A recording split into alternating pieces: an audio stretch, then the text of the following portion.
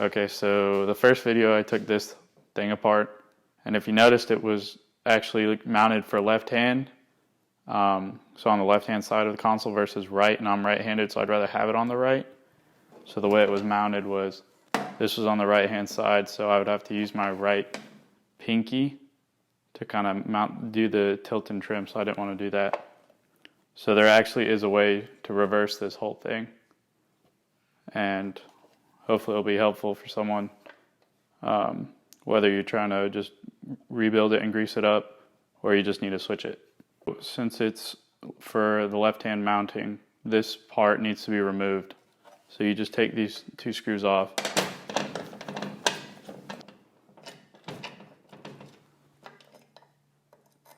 And you can set this aside over with all the parts. And then there's this inner plastic ring as well, and put that over there. I already took everything out. It was pretty gross inside. There's a lot of just gunked up grease. It was like rubber, essentially. I'll probably show a couple of pictures, but I cleaned it out with gasoline and a paintbrush. There's probably better methods to use, but that's what I had available. So it's a lot cleaner than it was before. I tried to take this off, as I'll show, but I wasn't successful. So in terms of running the wires, I'm just gonna have to try to stick them through this whole groove and up through here, and then mount the new switch. I'm gonna start by running the wires that I need to for this thing. It's pretty hard to reach in there, so I'd recommend these pliers, some sort of pliers, to grab the wire out. Obviously, if you can take this little slide off, that's the best. But I couldn't, mine's too corroded. I would probably refrain from also taping them, just because it might create too much friction. There's not too much space for you to be able to push these through. So I think doing them one by one is probably the best. And now we're gonna get ready to tin the switch. So I'll just talk about the switch. This is the old one. If you can see, there's a 6 amp 125 VAC on it. If you look it up in the part manual of I don't know, you can go to Brown's Marine or something like that. They want like $85 for it, and it's pretty similar on all sites. So what I did is I went to DigiKey, and I found basically a switch with the same specifications. And you can go to the diagram and make sure that the mounting holes are the same. There is no top or bottom, like there's no distinction. They're just both mom, off, mom, which is momentary. So when you press it, it's on, and then when you let go, it's off. And the same thing goes for this one. So you just need to make sure you put the tilt up and tilt down on, you just need to do them on either or. And this thing actually has holes in it. So what you do is you take the wire, you stick it in the hole, and then you solder it. So like this, and then you solder it in there. Forgot I wasn't recording, but all I did was just wrap it around the peg. And so now I'm going to add some tin.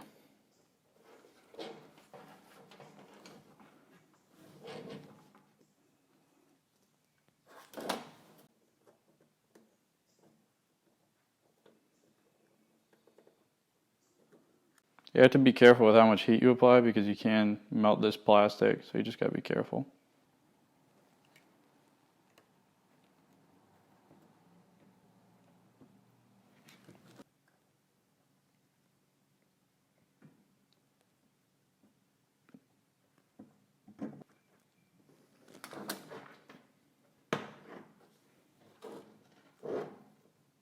And pull on it, just make sure it won't come undone. I like to add electrical tape just in case. Just, something gets bent. Make sure there's no contact.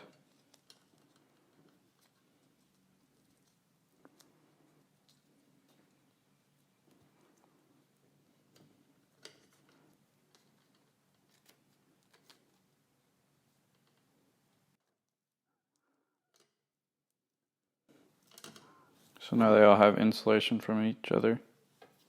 I'm just going to tape them all together.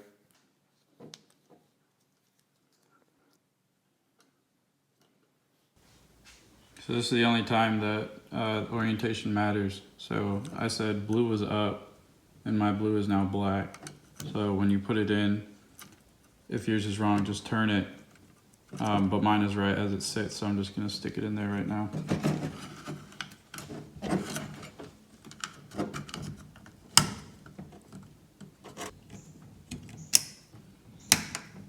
To switch this over to right-handed mounting, I just need to take this piece that was originally on this side, and now I need to just put it on the other plate.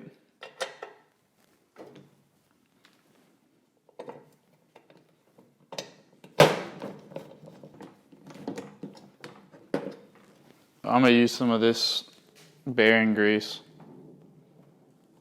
Just put a little bit around the edge of this plastic piece.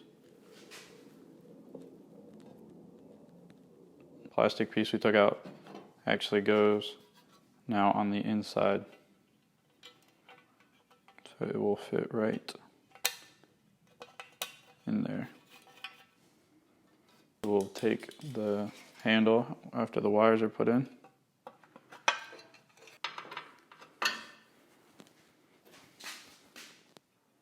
Then you can add this piece. We'll probably add grease on this side too.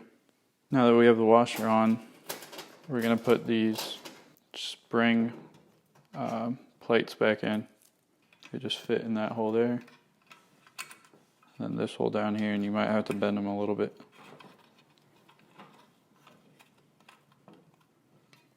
And then this part, this little piece, I find moves a lot, so I'm going to give it some grease to help it stick while I put everything together.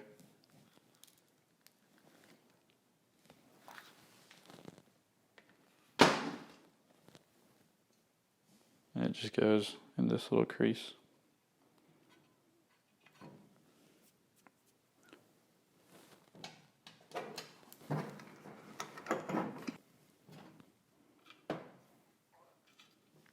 That plastic piece goes there.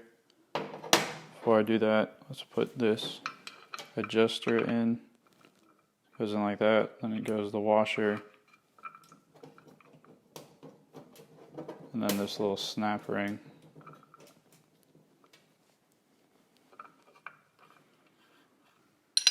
Put some grease on the inside of this.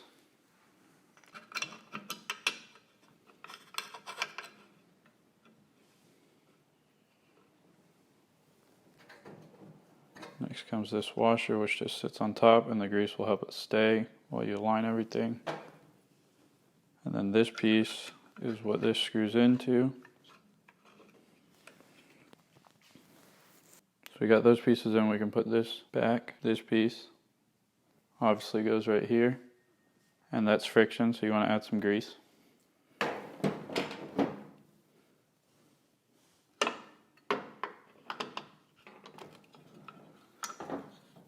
Pretty tricky to see, but there are these little divots, each for each gear, so backwards, forwards, and neutral. Let me take it off. So that neutral divot has to fit this, so you might have to compress this ball a little bit so you can get it to fit.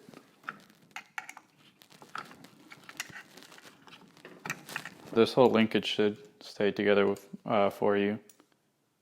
The only piece that's annoying is this little bushing sort of that rides along in here in this track. So again, I'm going to use some grease to make it stick.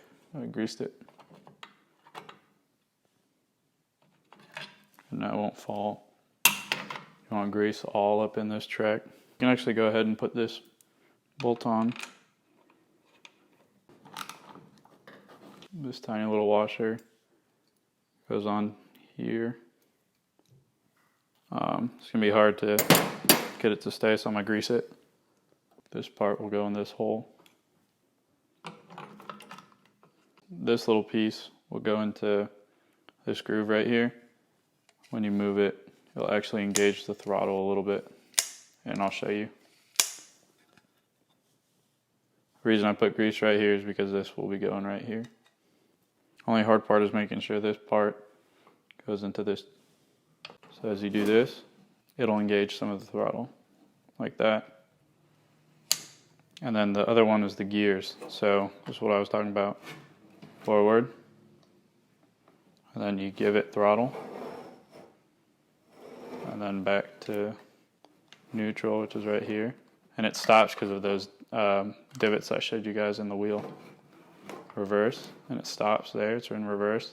And then you can give it throttle. And then neutral. To put the throttle, gear, and electrical cables back, you need to take off the plate that was mounted here. And then start putting everything together. This is the kill switch. You can easily test if it's working by doing a continuity test. So without the safety switch in, it should be continuous, which it is. Then if I stick this safety clip back and test it again, there's no continuity anymore.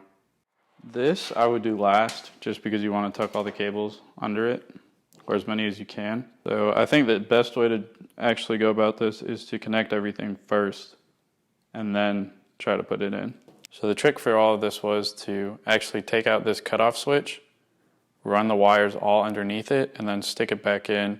The only wires that are under the voice box are the PTT, and the PTT I actually ran on this inside hole versus up and over, and that's because the cable, I was worried about the cable travel for the throttle and shift.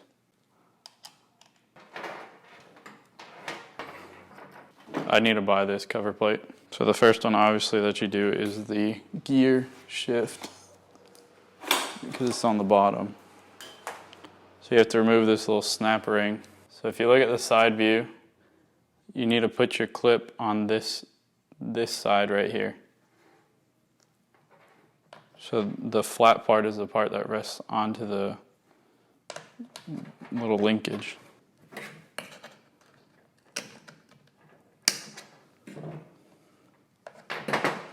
Next is the throttle. And this screw right here is actually stripped, so I'm gonna use something here just to hold it. This is just what came off the center console when I took it all apart.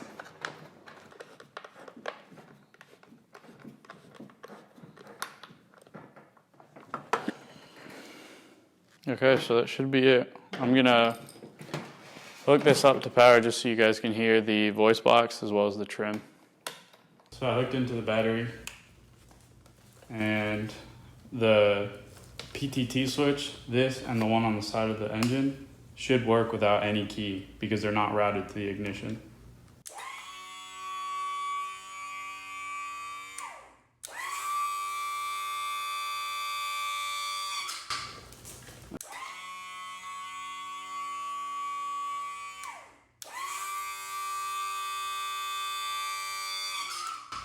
And the clicks are these relays here. So this is the top one, that's the bottom one.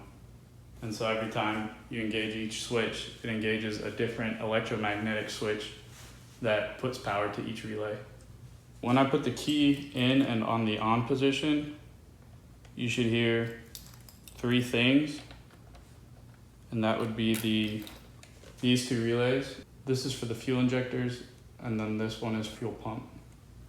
So when I turn them on, or when I turn the key into the on position, these immediately go on, transfer power to the fuel pump. So if you hear something, that's exactly what it is.